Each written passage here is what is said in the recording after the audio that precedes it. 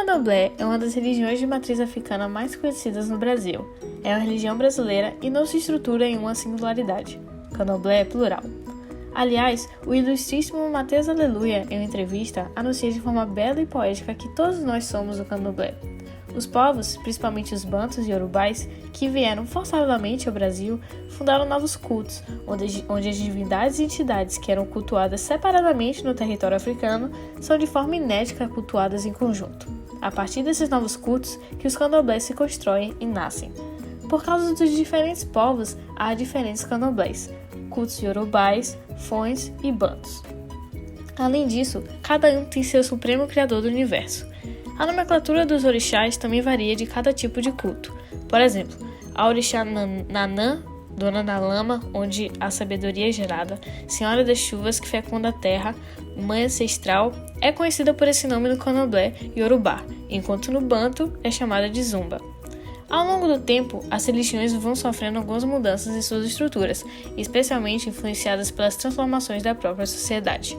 Essas transformações, quando são pensadas nas religiões de matriz africanas, são vieses encontrados para que sua crença, sua religião, não seja violentada e extinguida. Por isso, se estrutura em um dos principais vieses, sincretismo religioso. O sincretismo religioso é compreendido como a confluência entre religiões, onde os traços destas se mesclam, embora não se percam a essência de nenhuma delas. Durante os períodos da escravatura no Brasil, nas senzalas, para poderem cultuar os orixás, inquices e voduns, os negros foram obrigados a usar como camuflagem altares com as imagens de santos católicos, cujas características melhor correspondiam às suas divindades africanas, e por baixo desses altares escondiam os assentamentos dos orixás, dando assim origem ao chamado sincretismo.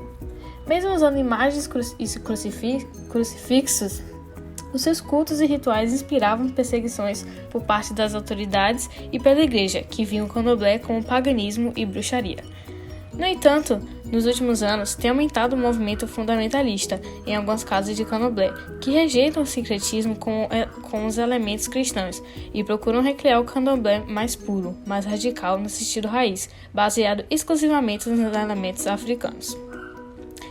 Os ataques que as religiões de matriz africana sofrem se estendem, inclusive, aos meios de comunicação.